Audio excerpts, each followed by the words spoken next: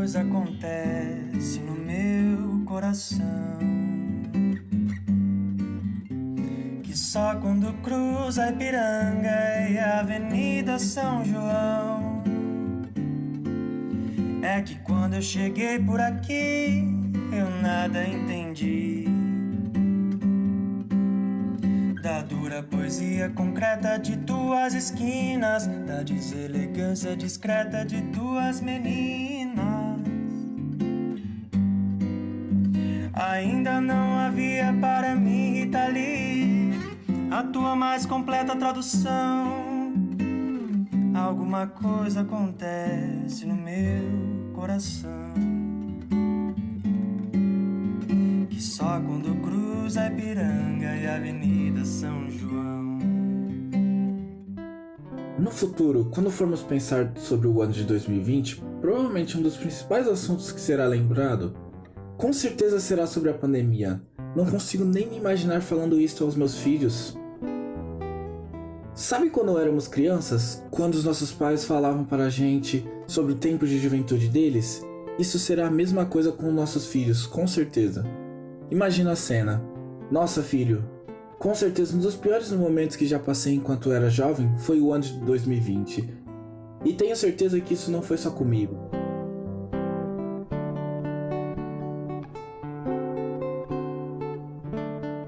Lembro de ver a primeira reportagem sobre o falecimento de uma pessoa no Brasil, para ser mais exato em São Paulo. Doutor Francisco, desculpa, eu tenho que interromper o senhor, são 10 horas e 49 minutos, porque a gente tem uma informação importante que vem da redação do G1.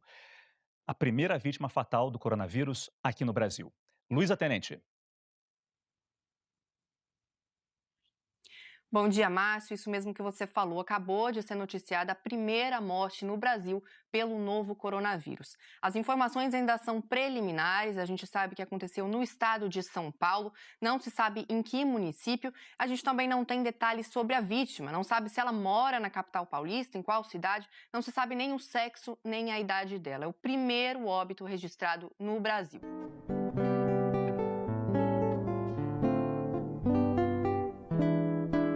Algum dia você já imaginou em ver as ruas de São Paulo desse jeito? Você já pensou que algo assim iria acontecer? Eu acho que ninguém imaginou que isso iria acontecer.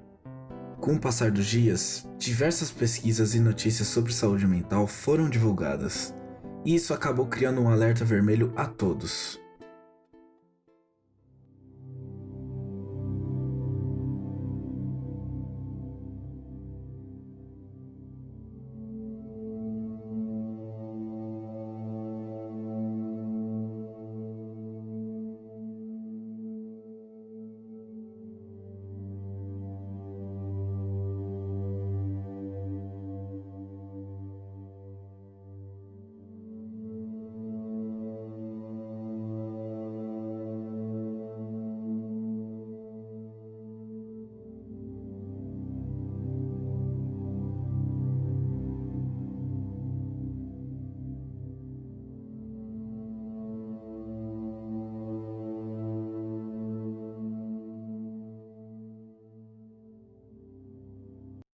É uma cena bem comum, né? Aposto que se identificou. Parece que a ansiedade está enraizada e que nascemos com isso. Algumas pessoas precisam de uma atenção, carinho e ajuda para tratar disso com mais leveza. E tudo bem, sabe o que importa? É sempre buscar ajuda. Pode ser uma conversa com um amigo ou se sentir maior necessidade com um profissional. Você não precisa guardar isso para você e esconder. Muitas pessoas querem seu bem e fazer ficar mais fácil. Buscar ajuda não é fraqueza, buscar ajuda não vai piorar o seu motivo, apenas iniciar um fim para a sua angústia. E em meio a esse cenário atual, sua saúde mental carece de um suporte maior. A entrevista a seguir foi gravada em momentos de quarentena, com precaução e distanciamento necessário para que todos tenham se mantido em segurança e que fosse possível gravar com êxito essas imagens. Oi pessoal, tudo bom com vocês? Meu nome é João e trago para vocês hoje uma entrevista com a psicóloga Daniele Pinheiro, que ela vai me ajudar um pouquinho nesse bate-papo sobre saúde mental durante a quarentena. Espero que vocês gostem. Dani, por favor. Oi João, tudo bom? Primeiro eu quero agradecer a participação, o convite de vocês. e parabenizar os alunos envolvidos pela iniciativa e pelo trabalho, abordando um pouquinho esse tema e de assuntos que a gente pode cuidar. Bom, Dani, minha primeira pergunta é: como muita gente vê na internet que existem diversas pesquisas sobre o aumento de pessoas com sintomas de ansiedade ou até mesmo depressão, mas nos seus casos, na questão da sua clínica que você trabalha, esse aumento foi realmente grande? Como que foi? Pacientes que já apresentavam um quadro depressivo ou ansioso tiveram alguns sintomas mais acentuados e novos pacientes começaram a buscar o atendimento por causa dessas sensações sentidas agora que antes não estavam olhando para, né? Não estavam tendo algum tipo de acompanhamento, algum tipo de cuidado. Então, sim, a gente está vivendo um momento de crise, né, para todo mundo. E é um momento que a gente não tem muito o que fazer além de ficar em casa e seguir as instruções médicas de como se cuidar, de se manter em isolamento e tal. E esse momento de crise, uma transição involuntária que a gente chama, que a gente não escolhe passar pela pandemia ou não, é sentido por todo mundo como um estresse, né? Uma situação estressora. Então, pessoas que estão mais vulneráveis, que têm um perfil já mais ansioso ou depressivo, estão sentindo um sofrimento, pensando em problemas futuros ou sentindo alguma tristeza que impede de praticar alguma ação que já fazia antes, de motivar-se para tarefas novas ou de reorganizar a sua vida, sua rotina. Então é esperado mesmo que nesses momentos críticos esses sintomas apareçam com mais visível, né? São mais notórios para todo mundo. E quais são esses sintomas, Dani? O quadro ansioso, ele é característico, tem alguns sintomas característicos de todos os quadros ansiosos, que são aceleração dos batimentos cardíacos, suor, tremor e pensamentos preocupados com relação ao futuro, que causam sofrimento, mas também temos alguns sintomas específicos de cada pessoa, são sintomas singulares, como irritabilidade, dificuldade em conseguir dormir, compulsão alimentares, etc. Dani, pensando agora na quarentena, quais são as suas dicas para uma pessoa que está passando por um quadro ansioso durante a quarentena? Para as pessoas que estão sentindo ansiedade, estão sofrendo com os sintomas, eu recomendo que não fique totalmente imerso às informações, não fique consumindo 24 horas por dia informações sobre a pandemia.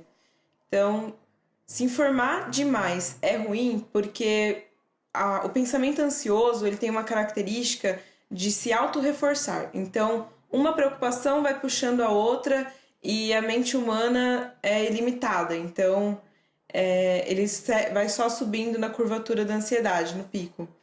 Então, não se informe, não mergulhe em tantas informações. Porém, se informar de menos é ruim também, porque as coisas estão acontecendo muito rápido, né? As mudanças estão acontecendo rápido, então a gente precisa saber o que está acontecendo, até mesmo para saber como se proteger, né? Então, não se informe de mais e nem de menos. E aí, para você conseguir fazer isso, eu recomendo que crie uma rotinazinha. Eu acordo, dali um tempinho, eu vou fazer o meu a primeira visita ao seu site de confiança para saber o que está acontecendo, quais são as notícias e tal. Aí depois, ao longo do dia, mais no período da tarde, cheque de novo essas informações para saber se tem algo novo. E depois, conforme o dia for acabando, cesse e não acesse mais as informações, porque aí você vai estar mais próximo do horário de dormir. Então, você já tem que começar a fazer tarefas de relaxamento para conseguir dormir, porque muitas pessoas que sofrem de ansiedade também sofrem insônia. Então, essa dificuldade de dormir pode ser acentuada se você está consumindo muitas informações que contribuem para a ansiedade antes desse momento. Então, cria essa regrinha, visita 2 vezes no dia, pede para familiares, amigos, não ficarem mandando essas coisas para você, essas notícias. Se permita sair de grupos do WhatsApp que estão mandando recorrente essas questões, essas perguntas, reportagens e tal. E tire o tempo para fazer outras atividades que você consiga se isolar disso. Então, mexer nas redes sociais também é consumir algum tipo de informação sobre isso, né? Abrir uma mensagem de um amigo também é consumir essa informação. Então, você precisa se blindar de todas essas formas.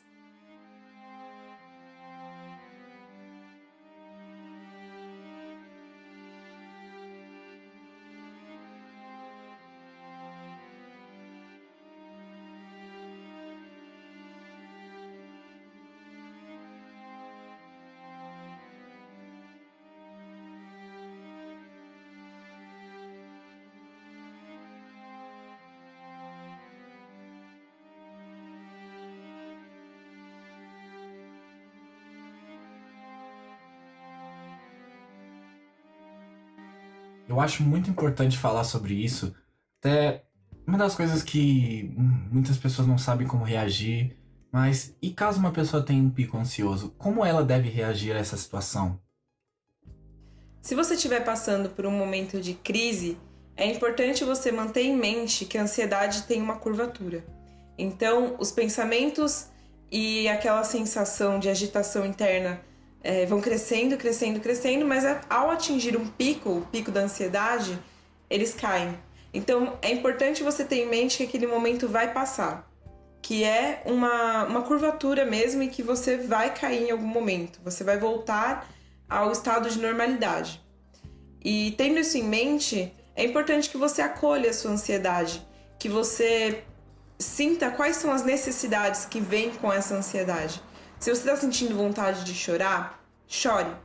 Descarregue, vá pro banho, vá pro quarto sozinho e chore. Se está sentindo vontade de gritar, vai pro banho também gritar, ou coloca o travesseiro na cara, grita. Tá sentindo vontade de comer a casa, vai lá, faz comida, algum doce que você goste, tente equilibrar com a sua dieta. Por exemplo, eu tenho um amigo que ele tá comendo bastante e ele gosta muito de doce. Então, o que ele faz? Ele procura um horário depois do almoço, depois de uma refeição, né, que ele já tá mais satisfeito. Aí ele prepara o brigadeiro dele com chocolate 70% cacau, que já é um pouquinho mais saudável. Coloca algumas castanhas, coloca pistache, então já deixa um pouquinho mais saudável. E aproveita aquele momento e curte mesmo, sem culpa. Porque assim ele tá aliviando de alguma forma o sintoma, mas não tá totalmente quebrando a dieta, ele está sendo saudável também. Então acolha a sua ansiedade, acolha esse sintoma ou da pessoa que está passando por uma crise na sua casa, perto de você. Uma pergunta um pouco mais delicada agora, Dani. Se uma pessoa que veio a falecer devido ao Covid, a família desta pessoa, ela pode desenvolver um estresse pós-traumático? Sim, é um momento de estresse para todo mundo, né? A gente não tem muito controle do que está acontecendo, as coisas estão acontecendo muito rápido. Então, todos nós seremos marcados por esse momento. Todos nós vamos carregar na nossa história algo sobre isso que está acontecendo. As pessoas que podem desenvolver estresse pós-traumático são aquelas que são mais vulneráveis, que já têm um histórico mais sensível à ansiedade, depressão. Então, é um momento em que a gente deve acolher tudo isso. Esses momentos de crise é onde a gente olha para as nossas fragilidades, porque elas estão mais latentes, estão se manifestando mais. Então, não tenha medo de pedir ajuda e de procurar aquela pessoa que você sente que precisa de ajuda também. A gente precisa usar todas as ferramentas que a gente tem em mãos nesse momento para cuidar disso tudo que está acontecendo, cuidar das pessoas que estão sentindo talvez com mais intensidade esse momento, que estão sofrendo um pouco mais nesse momento. E aí, quando eu digo estar sofrendo, não é quem tem menos dinheiro, quem tem mais dinheiro. Todos nós estamos sofrendo de alguma forma. Tivemos os nossos planos frustrados, tivemos que nos flexibilizar na rotina, nos adaptar com diversas coisas. Então, é um sofrimento para todo mundo. Agora, uma pergunta um pouco mais pessoal minha, que tem um irmão que foi diagnosticado com autismo. E como é possível saber? Eles são pessoas extremamente sensíveis e se exaltam facilmente. Então, nós imaginamos que é uma situação difícil esse período de quarentena. Não só para eles, como também para os familiares. Você tem algum conselho para dar para eles? Muito importante essa pergunta. As pessoas que são diagnosticadas com autismo, ou até mesmo autismo não diagnosticado, né? Elas sofrem muito com as mudanças de rotina, com as mudanças frequentes e também são hipersensíveis. Então, estímulos visuais, auditivos, são muito mais intensos para essas pessoas. Então, como que a gente pode ajudar? Manter uma rotina. Então, se você repetir hábitos todos os dias naquele mesmo horário, ela já vai saber o que esperar, o que vai acontecer, e isso tranquiliza. Então, essas atividades repetidas e manter um ambiente o mais neutro possível, um som mais baixo, a iluminação também. Então, esses estímulos têm que ser cada vez mais neutros para não irritar essa pessoa que tem essa supersensibilidade. E complementando a resposta, é importante você se colocar à disposição também dessa pessoa, entendendo que o que é sofrimento para ela é diferente do que é sofrimento para você. Então, algo que é normal para você, corriqueiro do dia a dia, pode ser muito estressante para essa pessoa. Então, você já ter essa posição de compreensão já ajuda bastante. Bom, e com isso eu dou encerrada a entrevista. Agradeço muito a sua presença, Dani, que foi de grande ajuda. As palavras que você disse, eu espero que ajude muita gente. Não só as pessoas que estão assistindo, como também todas as pessoas que estão fazendo parte desse documentário. E queria passar uma mensagem que, mesmo que a quarentena seja um momento muito difícil, a intenção desse documentário é realmente passar essa sensação de que vai passar. Sei que tá sendo difícil pra muita gente, tá sendo difícil pra mim, tá sendo difícil pra Dani, sendo difícil pra todo mundo. Mas vai passar.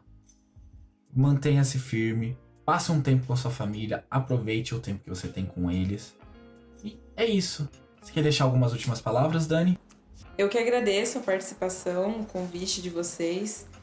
E acho que o que fica dessa nossa conversa é que, por mais que seja difícil falar sobre números, né, falar sobre o que vai acontecer daqui para frente, a gente pode olhar para o hoje e ver o que nós temos em nossas mãos, como a gente pode agir hoje, né? Quais são as ferramentas que a gente tem e pode potencializar. Então, essa disponibilização de informação que vocês estão fazendo é super importante, porque às vezes é uma coisa pequena pra gente, são dicas assim triviais, mas para alguém que está em sofrimento isso pode fazer uma grande diferença, né? Então, parabéns aí a todos vocês pelo trabalho e até mais!